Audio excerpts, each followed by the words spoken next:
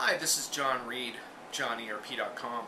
It's been a while since I added an installment to the SAP Solutions series, and what that video series is really about is how to differentiate yourself in the market by developing solutions.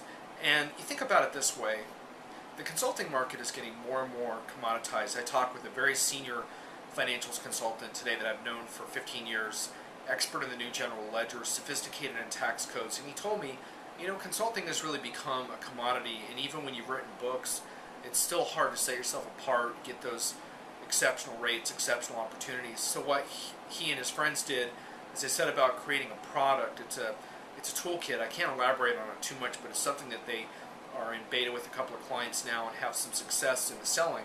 And that's sometimes the beginning of how small solutions firms can get underway and eventually be very successful.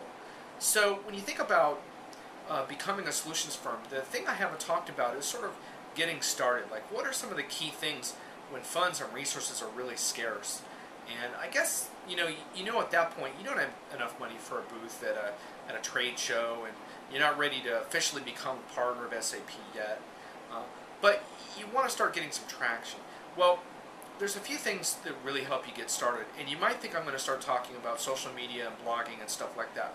Well, if you have the skills and the time, those are good things. But the biggest thing is you want to develop an excellent solution that sets you apart, that makes a difference in the market. But of course, once you have it, then you need to execute.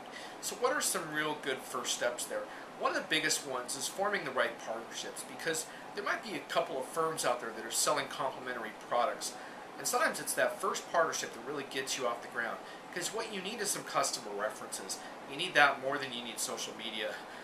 As much as I'm a guy that believes in the power of putting your stamp in thought leadership through a combination of blogging and other content marketing and LinkedIn and what have you, you start by solving a customer problem and saving them money or opening up new markets for them, improving their prospects in SAP, helping them to get the most out of this software. That's how you get started. And so when you think about it that way, what you realize is what you really need more than anything is a customer reference.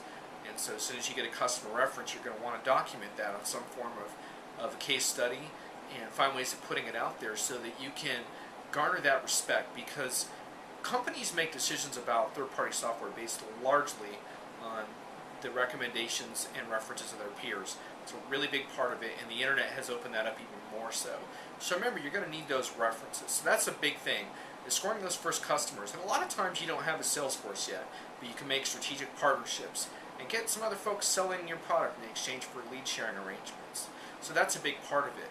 The other thing is you can start to look at pay-per-click, because if you can create a decent landing page, you might be able to draw some people in to your landing page based on paying for some keyword-based advertisements like Google AdWords, and getting started there and seeing if you can develop a process whereby you spend a certain amount a month and close a lead every couple of months or every month or what have you. If you can work that in, that's a good way of giving yourself a jump start until your site gets more traction. In some of the other videos I've talked about how to develop a site that has more traction, and I remain shocked at how many third-party solution providers, even successful ones, are doing this properly. So there's a lot of opportunity for you out there once you have made a bit of a name for yourself. And of course, you've got to start thinking about how you're going to connect with SAP. You want to build a good relationship with SAP. Eventually, you're going to probably want to be on EcoHub, and you're going to want to be a formal SAP partner.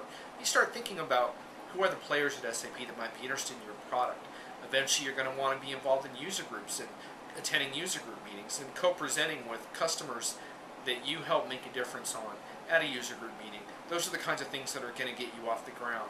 So I hope by revisiting this series, I gave you some first steps that I maybe left out of some of the other videos in terms of thinking about how it is we're going to differentiate ourselves in this market and create something more lasting than billable hours, and maybe stop getting off that treadmill a little bit that is so wearying as far as finding new products and competing for rates that get tighter and tighter. So I hope this video provided some inspiration to you to make that happen for yourself.